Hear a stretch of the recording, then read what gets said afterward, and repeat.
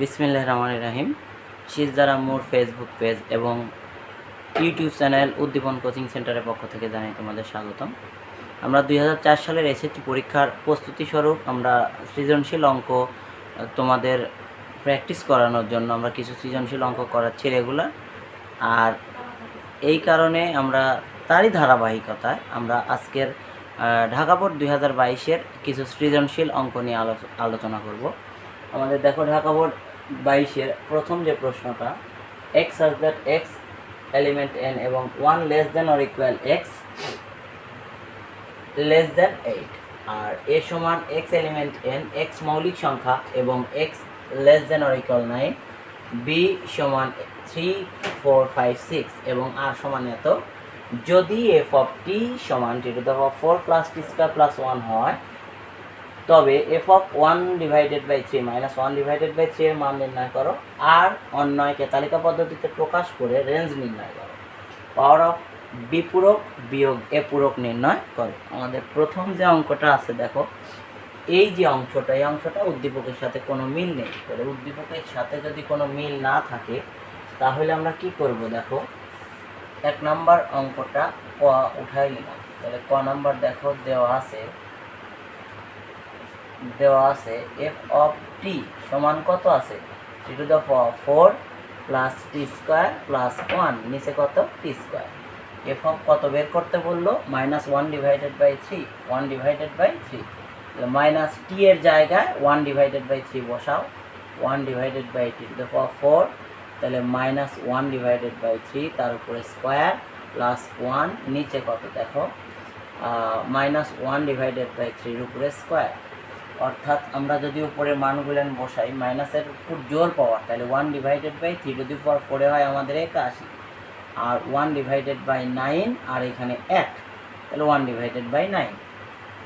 তাহলে উপরে যদি আমরা একটা 81 লসাগুটা নিই, তাহলে 1 প্লাস 9 নং 81, তাই না, 9 যোগ 81 কে 81, 1 ডিভাইডেড বাই 9। তাহলে এইখানে থাকলো 81 আর 9 তোমার কত হলো 90, আর 91 ডিভাইডেড বাই 81 গুণন 9, তাহলে 9 নং 81। তার মানে অ্যান্সারটা হলো 91 ডিভাইডেড বাই 9। এই অঙ্কের উত্তর হলো 91 ডিভাইডেড বাই 9। তাহলে আমরা লিখতে পারি অতএব নির্ণেয় মান, ধরো লিখলাম নির্ণেয় মান 91 ডিভাইডেড বাই 9। এটা আমাদের ক নম্বরের সমাধান। এটা হবে আমাদের ক নম্বরের সমাধান, ঠিক আছে না?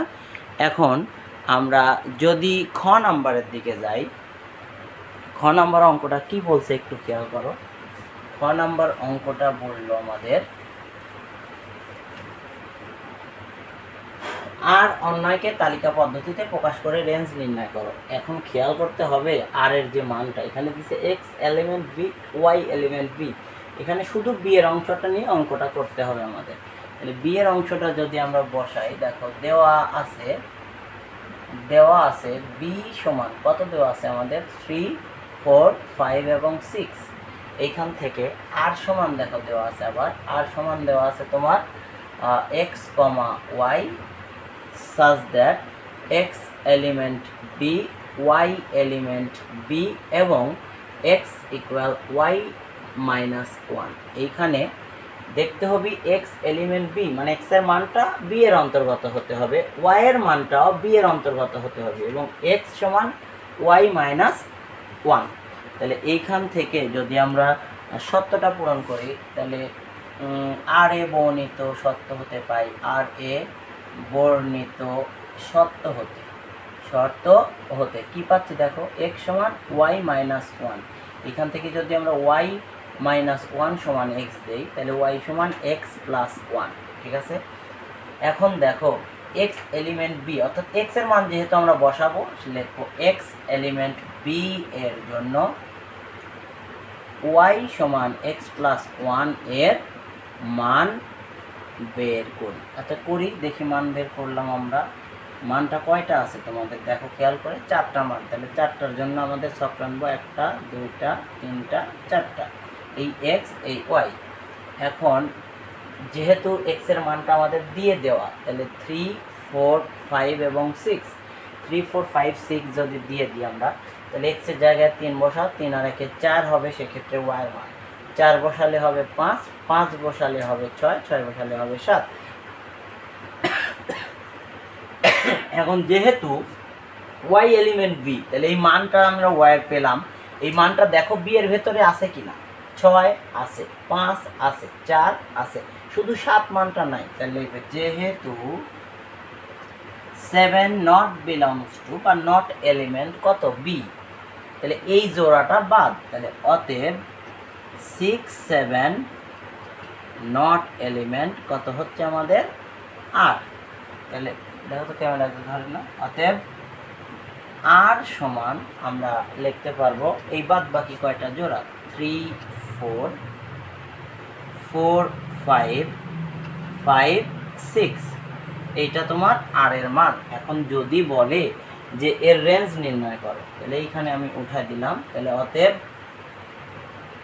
রেঞ্জ সমান বা রেঞ্জ আর সমান দিতে পারি আমরা। এক্স এর মানগুলোকে আমরা বলি ডোমেন, আর রেঞ্জ হচ্ছে 4, 5, 6 অর্থাৎ ওয়াই এর মান। 4, 5 এবং 6 হচ্ছে রেঞ্জ। এই অঙ্কের উত্তর হবে 4, 5 এবং 6 প্রদত্ত অঙ্কের রেঞ্জ। এটা হচ্ছে আমাদের খ নাম্বারের প্রশ্ন। তাহলে খ নাম্বারের প্রশ্ন যদি আমাদের এইদিকে অ্যান্সার হয়, তাহলে আমরা অঙ্ক করব এবার গ। তাহলে গ নাম্বার কি বলছে একটু খেয়াল করব আমরা। গ নাম্বার অঙ্কটার জন্য একটু মনোযোগ দাও। তাহলে পাওয়ার অফ বি বাদ বি পূরক বাদ এ পূরক নির্ণয় করো। আচ্ছা, এখানে বি এর মান তো আমাদের দেওয়াই আছে, থাক, এটা সমস্যা নেই।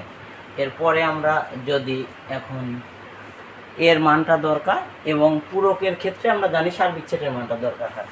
তাহলে সার্বিক সেট ইউ সমান কত দেওয়া আছে দেখো, x such that x element N এবং 1 less than or equal x less than 8, অর্থাৎ এই মানটা যদি আমরা বের করি, এক্স এলিমেন্ট এন মানে এক্স হচ্ছে স্বাভাবিক সংখ্যা যার মানটা হবে 1-এর চেয়ে বড় অথবা সমান 8-এর চেয়ে ছোট।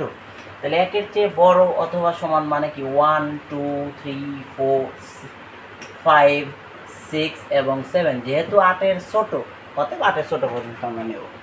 এখন আমাদের কথা হলো এর মানটা আমরা এখন উঠাইনি, তাহলে এর মানটা বের করবো আমরা। এ সমান আছে দেখো x element N such that x মৌলিক সংখ্যা, এক্স কি মৌলিক সংখ্যা এবং x less than or equal 9।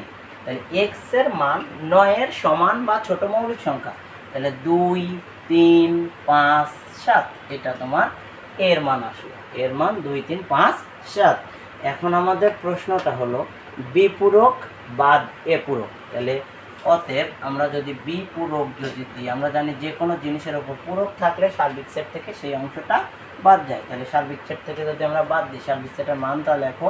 সার্বিক সেটের মানটা আছে 1, 2, 3, 4, 5, 6 এবং 7 মাইনাস বি এর মানটা কত আছে এখান থেকে তোমাকে খুঁজে বের করে বসা দাও। 3, 4, 5, 6, 3, 4, 5 এবং 6। তাহলে 3, 4, 5, 6 বাদ দিয়ে দাও।